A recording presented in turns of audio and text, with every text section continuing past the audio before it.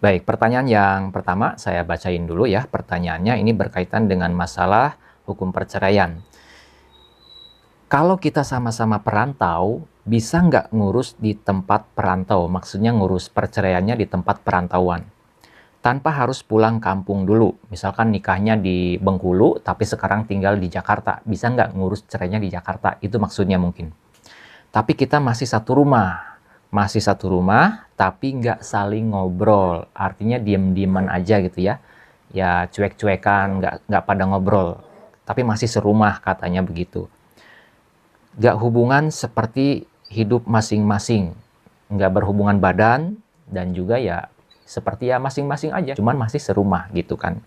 Karena suami pernah ketahuan main aplikasi micet. Nah, itu mungkin masalahnya seperti itu. Baik, jawabannya untuk mengajukan gugatan perceraian bagi yang beragama Islam, itu harus diajukan ke pengadilan agama yang berada di wilayah tempat tinggal pihak istri. Meskipun dulu nikahnya di Jawa, ataupun misalkan di Jawa Timur atau di Jawa Barat, sekarang tinggalnya misalkan di Provinsi Banten, maka untuk mengajukan gugatan cerainya bisa di Provinsi Banten, lebih tepatnya di pengadilan agama yang berada di kota atau kabupaten tempat tinggal pihak istri. Nah, intinya pengajuan permohonan cerai talak ataupun juga pengajuan gugatan cerai itu bisa diajukan di tempat tinggal saat ini ataupun juga di tempat perantauan.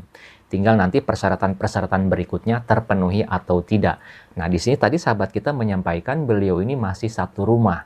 Kalau alasannya karena tadi misalkan salah satu pasangan menggunakan aplikasi micet, kemudian diem-dieman, cuek-cuekan, nggak ada hubungan badan, nggak berkomunikasi dengan baik, tapi masih serumah, itu sepengalaman kami tidak bisa dikabulkan oleh pengadilan agama atau pengadilan yang berwenang. Karena masih dalam satu rumah, masih tinggal serumah. Berdasarkan surat edaran Mahkamah Agung tahun 2023, kalau alasan perceraiannya itu karena ya tidak ada komunikasi baik, ataupun juga diem-dieman, cuek-cuekan, itu biasanya harus sudah terjadi pisah rumah minimal 6 bulan. Kalau itu sudah terpenuhi, biasanya akan dikabulkan juga oleh pengadilan agama, dalam hal ini majelis hakim yang memeriksa perkara tersebut. Tentunya juga harus memenuhi persyaratan-persyaratan yang lainnya. Misalkan harus ada buku nikahnya, harus ada bukti surat yang lainnya, harus ada saksi-saksi juga. Gitu ya. Jadi intinya untuk gugatan perceraian itu bisa diajukan di tempat perantauan atau tempat tanggal atau tempat tinggal saat ini. Yang jelas untuk yang beragama Islam harus ditujukan di pengadilan agama yang berada di wilayah tempat tinggal si istri. Kalau yang selain Islam atau non-Muslim, pengajuan gugatan cerainya itu diajukan ke pengadilan negeri yang berada di wilayah tempat tinggal tergugat. Tetapi selain itu harus memenuhi alasan-alasan yang lainnya, persyaratan-persyaratan yang lainnya juga, termasuk pisah rumah tadi. Kalau masih dalam satu rumah, sepengalaman saya itu tidak bisa dikabulkan oleh majelis hakim. Jadi kalau mau mengajukan gugatan cerai, setahu saya kalau mau dikabulkan biasanya harus sudah terjadi pisah rumah minimal 6 bulan. Terkecuali dalam kasus tertentu, misalkan si salah satu pasangannya melakukan KDRT, yang mana KDRT-nya ada bukti visumnya. Pertanyaan berikutnya kita bacain, ini berkaitan dengan masalah buku nikah yang hilang.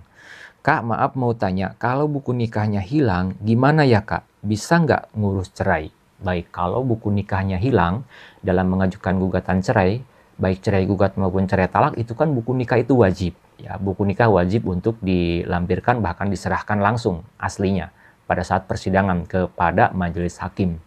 Kalau misalkan buku nikahnya hilang, maka bisa diganti dengan duplikat buku nikah.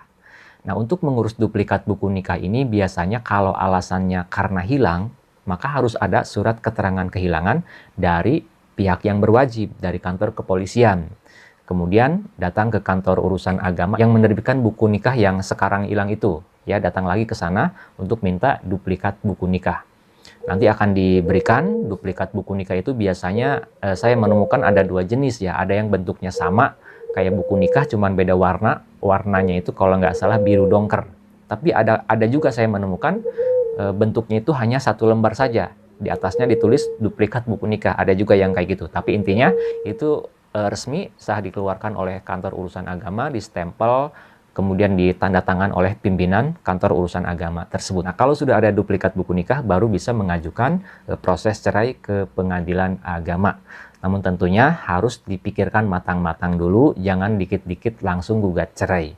Usahakan untuk mempertahankan rumah tangga. Kalau misalkan masih bisa diperbaiki, masih ada harapan untuk bisa rukun kembali, itu lebih baik untuk dipertahankan. Tapi kalau misalkan sudah fatal alasannya, tidak ada harapan untuk rukun kembali, ya itu pilihan, silakan untuk menempuh jalan perceraian. Dan dengan catatan dilakukan dengan benar, dengan tepat, sesuai dengan koridor hukum, dan juga ya secara baik-baik, tanpa harus mengedepankan permusuhan atau kebencian. Ya, usahakan baik-baik dan tempuh sesuai dengan aturan hukum yang berlaku, yaitu dengan cara mengajukan prosesnya ke pengadilan yang berwenang. Untuk yang beragama Islam tentu harus ke pengadilan agama.